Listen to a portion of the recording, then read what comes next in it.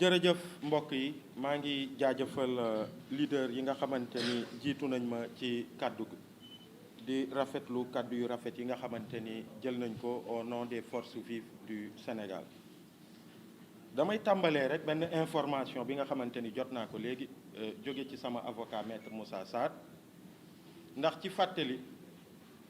gannaaw biñ ma tegee loxo fii ci buntu suma assistance ci lu dul dëgg du yoon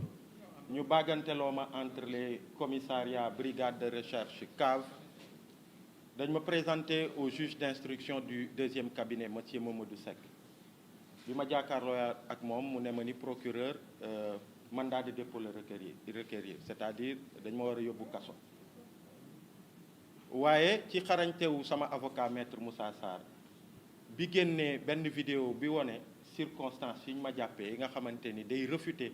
charge yi nga xamante ni dañ ma ko tegoon basé sur l'article 80 juge bi mu ko gisee mu daal di ne ni Aliou Sané mënuma la yóbbu kaso ndax vidéo bi ma teg bët li ñu la teg comme charge vraiment vidéo bi tegg na tuuma googu donc dama lay bàyyi en liberté provisoire ci laa ñibbi sama kër. Et comme vous savez aussi suite à ça ci ay fan ci ginnaaw benn dimanche la sax benn week-end d'ailleurs je sais pas pourquoi sama avocat mu woo ma wax ma ni procureur dafa def appel c'est-à-dire décision bi nga xamante ni juge d'instruction bi jël na ko pour mettre ma en liberté gannaaw bi mu xoolee vidéo boobu nga xamante ni day teggi tuuma yépp moom la attaqué jàpp ni décision boobu dafa war a deñ et que dañ ma war a yóbbu kaso donc mu dem en chambre d'accusation mardi passé la amoon première sama avocat demoon chambre d'accusation ñu renvoyé woon ko à aujourd'hui donc ñu ci bëri ñu ngi doon xaar liy xewee chambre d'accusation et léegi nii maa ngi jot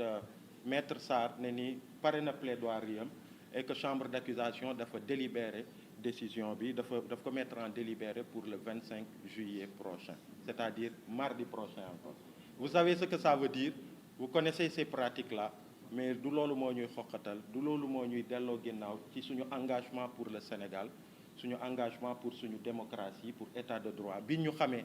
depuis 2011 bi ñu sosee Y'en a marre ñi nekk ci nguur gi tey ñu nekkoon ci suñuy wet pour des principes tey ñoom ñu nekk ci nguur gi di xoqatal ay citoyens man sama dossier mooy li gën a tuuti ndax dinañ ci ñëw li waral marche vendredi bii di ñëw ay dossiers yu gën a tar ay centaines de citoyens yi nga xamante ni c'est des prisonniers politiques des prisonniers d'opinion ñu ngi leen di tëj ci kaso yi ay leaders politiques yu ñuy xoqatal bi ci mujj rek mooy monsieur Déthié Fall gendarme yi ñëw assiégé siège am sans parler de monsieur Ousmane Sonko bi nga xamante ni aussi bokk na ci leaderu F24 yi boobu ba tey ñu ngi barricade këram ci lu teguwul ci dëgg teguwul ci yoon waaye au-delà de ça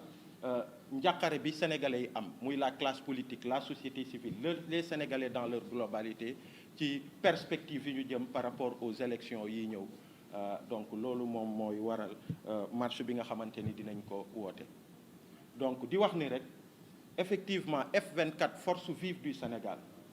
gannaaw bi mu wootee le 12 mai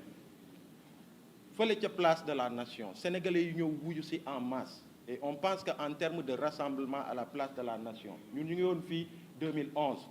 gis nañu place de la nation mu fees ak ay sénégalais contre la troisième candidature du président Abdoulaye Wade waaye li ñu gis keroog le 12 mai je pense que jéggi na dayoo jéggi na loolu yëpp et F24 li muy woote mooy nañu fexe ba vendredi bii ñu jëm vendredi 21 juillet 2023 bu 15 heures jotee que li ñu gisoon place de la nation le 12 mai 2023 que mu ëpp ko ba président Macky Sall mu xam ni jàkkaarloog peuple sénégalais ne ni duma wut troisième candidature telle que la constitution le lui impose ak kàddoom imposé ko mu wax ko ñu bëri ñu rafetlu ko opinion internationale mu rafetlu ko ñenn ñi sax ci fii F24 sax saluer na décision boobu que loolu joxu ko le droit de torpiller le reste du processus en direction des élections loolu joxu ko droit muy bafouer les libertés publiques des Sénégalais ndax jàmm jooju mu woote ci discours am bi mu def le 3 juillet dernier bu dee dëgg la ci moom bu dee jàmm jooju mu wax dëgg la ci moom te am na ci yàqin daf ko war a dox te ni mu ko war a doxee mooy fexe ba ces centaines de détenus politiques yi nga xamante ni ñu ngi ci kaso yi fépp ci Sénégal que ñu libérer leen li mu gën a gaaw ndax jàmm day lalu ci dëgg te dëgg mooy ñu libérer les détenus politiques ak les détenus d'opinion bi ci mujj rek mooy El Malick Seck le chargé de communication de Pastef sur la base d'un audio bi nga xamante ni nit ñi ñu ngi ci am El Malick Ndiaye sur la base d'un audio bi nga xamante ni nit ñi ñu ngi ciy am jiixi jaaxa. Donc la libération des détenus politiques et des détenus d'opinion beneen bi mooy te mu am solo lool mooy des élections libres transparentes et inclusives tey F24 wax na ko ca njëlbeen ca chartam wax na ko mais société civile aussi wax na ko dans sa diversité te sénégalais yi ci biir kër yi loolu mooy seen bëbët loolu mooy li ñu bëgg ci seen xol mooy président Macky Sall gannaaw bi mu nee du dem mu organiser ay élections yu libre yu transparente yu inclusive yi nga xamante ni du écarter benn candidat ndax F24 waxoon na clairement ni il fallait que ñu réhabiliter monsieur Karim Wade monsieur Khalifa Sall ak monsieur Ousmane Sonko yi nga xamante ni ñaar ñi déjà ay artifices politico-judiciaires le président Macky Sall utilisé pour écarter leen que nañ leen réhabiliter mais de la même manière aussi F24 wax na ni tous ces procès yi nga xamante ni sénégalais yëpp teg nañ ci bët toutes ces farces politico-judiciaires yi nga xamante ni mu ngi jëm ci le candidat Ousmane Sonko que mu dàq que sénégalais yëpp que toutes les alternatives possibles que tous ces fils toutes ces filles du Sénégal yi nga xamante ni li baax seen xol ñuy ay hommes politiques di ay indépendants bugg jiite réew mi que le président Macky Sall qu'il soit un gentleman mu bàyyi leen ñoom ñëpp ñu doon ay alternatives yi nga xamante ni sénégalais yi dinañ leen déglu luñ mbët seeni programme su boobaa ku ci nekk en âme et conscience nga xool ki ngay votel nga voté ko au lendemain du 24 février 2024 que Sénégal mu tabb président bu bees que nit ñi ñu xëy ñu dem liggéeyi ci jàmm ak salaam loolu nag li ko mën a indi nag mooy vraiment que président Macky Sall qu'il se ressaisisse et que mu crée les conditions d'élection libres transparentes et inclusives mais au-delà de ça parce que loolu sax ci biir loolu la ñuy wax mbirum parrainage bi ndax parrainage bi problème la di utiliser parrainage di xoqatal ay candidats di leen écarter ci ay raisons yi nga xamante ni teguwul ci dara loolu aussi warul am ci élection yi ñu jëm kenn ci ñun ñi nekk fii exemple la ci monsieur Bougane Gueye Dany et je pense que maître Abdoulaye Tine il a beaucoup travaillé sur son dossier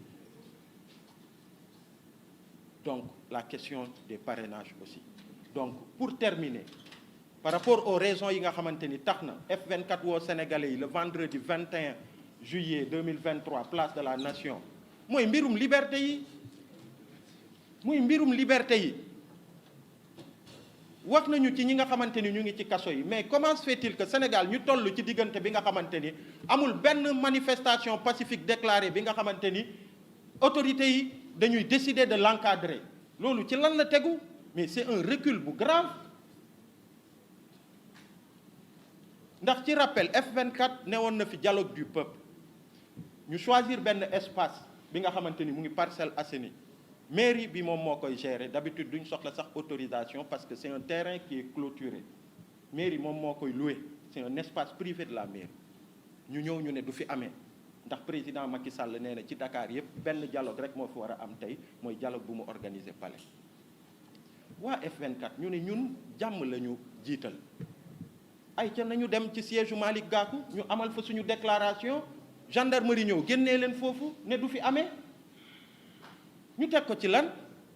dans un lieu privé c'est-à-dire siège parti politique ñu ne du ngeen fi defee déclaration ba tey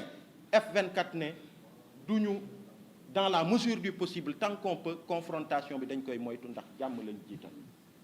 ñu jóge ci loolu woote 2 rassemblements pacifiques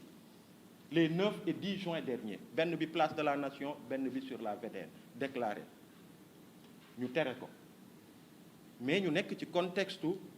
tabaski bañ ku ñu booleeg sénégalais yi waaye ñu déglu sénégalais yi ndax bu ñu nee force vive du Sénégal sénégalais yi ñoo ñu tax a jóg ñu ne dañuy bàyyi manifestation yooyu dàqal leen ba jëmmi jamono tey nag ñu ngi woote pour un grand rassemblement pacifique le vendredi 21 juillet prochain à la place de la Nation di ci woowee di ci woo sénégalais yëpp du ñu nangooti nag ñuy bafouer suñuy droit ndax la liberté de manifestation pacifique déclarée c'est un droit constitutionnel bi nga xamante ni président Macky Sall ak ñi mu àndal ils l'ont exercé à nos côtés du ñu bañ nag ñu ñuy xoqatal di ñu xoqatal di ñu bañal encore une manifestation bi nga xamante ni elle a été déclarée dans les règles de l'art pour vendredi. ñu ngi ciy woo Sénégalais yépp di ci woo Sénégalais yi bépp Sénégalais bu bëgg jàmm bépp Sénégalais bu bëgg jàmm ci réew mi jàmm ju lalu ci dëgg na ñëw uyu ci force vive du Sénégal le vendredi place de la Nation à partir de 15 heures le vendredi 21 à la place de la Nation pour la libération de tous les détenus politiques pour une élection libre, transparente et inclusive pour les libertés, pour la sauvegarde des libertés, de la démocratie et de l'état de droit au Sénégal. maa ngi leen di jaajëfal yéen ñi. Merci beaucoup. Je pense que c'est bon. On a anticipé sur de potentielles questions, je pense. En français.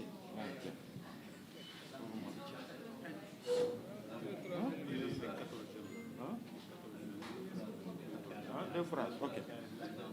Ok, donc, merci beaucoup. Je vais commencer par partager avec la presse une information qui vient de m'être transmise par mon avocat, Maître Moussa Sarr. Parce que comme vous le savez, suite à mon interpellation ici devant Souma Assistance et mon garde à vue et mes retours de parquet répétitifs entre les différentes brigades, la brigade de recherche, le commissariat central, la cave du tribunal, j'ai été présenté au juge d'instruction du 2e cabinet. Et face au juge, le juge m'a notifié la charge, en fait, sur la base de l'article 80, le procureur avait requéri un mandat de dépôt. Et ce à quoi mon avocat, Maître Moussa Sarr, s'était opposé, en montrant au juge la vidéo de mon interpellation. Et c'est après visionnement de cette vidéo que le juge a décidé de ne pas exécuter cette ordonnance de mandat de dépôt que le procureur avait fait. Et comme vous le savez aussi, il y a quelques jours derrière, dimanche dernier, mon avocat m'avait appelé pour me dire que le procureur, il avait interjeté appel et que la chambre d'accusation devait statuer si est-ce que je vais aller en prison tel que le veut le procureur ou bien est-ce que je vais rester en liberté provisoire. Donc ça avait été renvoyé à aujourd'hui, ce mardi, et je viens d'avoir l'information venant de Maître Sarr comme quoi il a plaidé l'affaire et que ça a été mis en délibéré pour le 25 juillet prochain, Inch'Allah. Et l'autre chose, c'est l'appel à la mobilisation, au rassemblement pacifique fait aujourd'hui par le F24, les forces vives du Sénégal, pour le vendredi 21 juillet 2023 à partir de 15 heures à la place de la Nation. Le premier appel au rassemblement du F24 était le 12 mai. Et le monde entier avait vu tous ceux qui s'étaient rassemblés à la place de la Nation. Nous avons connu les rassemblements de 2011 et de 2012. Mais comparé au rassemblement du 12 mai dernier, c'était sans commune mesure. Et l'appel aujourd'hui du F24, c'est que le rassemblement du 21 juillet prochain soit encore plus massif, que ce soit un rassemblement pacifique, mais un rassemblement massif. Un rassemblement des forces vives du Sénégal et de tous les citoyens du Sénégal pour des élections libres, transparentes, inclusives, mais aussi pour les libertés publiques. Un rassemblement dont l'objectif sera de rassembler le peuple dans toute sa diversité à la place de la Nation pour que le régime du président Macky Sall libère les détenus, les centaines de détenus politiques, les détenus d'opinion qui sont dans les prisons depuis des mois et des mois. Mais aussi, ce rassemblement a pour objectif d'insister pour que le président de la République sache que dire que je ne vais pas briguer une 3e candidature, telle que l'impose la Constitution d'ailleurs et sa parole donnée, que ça ne lui donne pas le droit de torpiller le reste du processus électoral. Parce que tous les Sénégalais ont besoin que les élections soient libres, transparentes, inclusives, que toutes les alternatives possibles de la classe politique, que toutes ces filles et tous ces fils du Sénégal qui voudraient briguer la magistrature suprême, qu'ils puissent briguer la magistrature suprême et que les Sénégalais puissent en juger.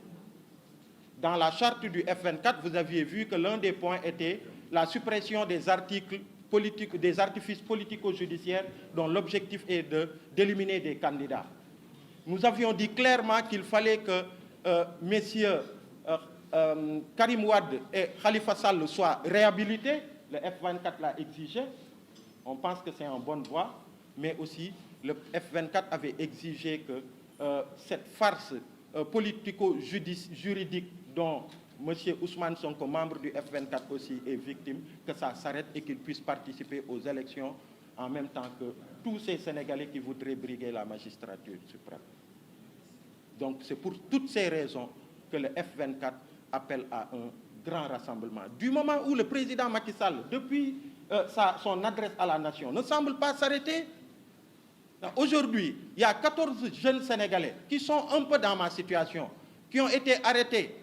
Pour la plupart, c'est des laveurs de voitures, c'est Séni, ce Sénégalo-américain qui filmait sur la VDN. Il a reçu une baffe parce qu'on voulait lui prendre son téléphone. Il a dit non et il s'est retrouvé comme ça emprisonné. Et l'autre, Moustapha Diop, de Frappe, qui est allé juste pour donner à manger à ses frères qui étaient à la brigade du Foire, il a été appréhendé comme ça juste parce qu'il est venu donner à manger. Donc tout ce groupe a été présenté au juge du 5e cabinet qui, après avoir vu ce qui s'est passé, après avoir écouté tout ce monde, a dit non, je vous mets sous contrôle judiciaire, rentrez. Et le procureur a interjeté appel pour eux aussi. Et malheureusement pour eux, depuis mardi dernier, la mesure de contrôle judiciaire a été levée et d'un moment à l'autre, ils vont être arrêtés et conduits en prison. Mais au nom de quoi? Donc c'est pour toutes ces raisons que le F24 a estimé qu'il était important que la paix puisse régner dans ce pays, mais la paix dans la vérité. Donc rendez-vous le 21 juillet, Inch'Allah, 2023, à la place de la Nation pour cet appel des forces vives du Sénégal. Merci.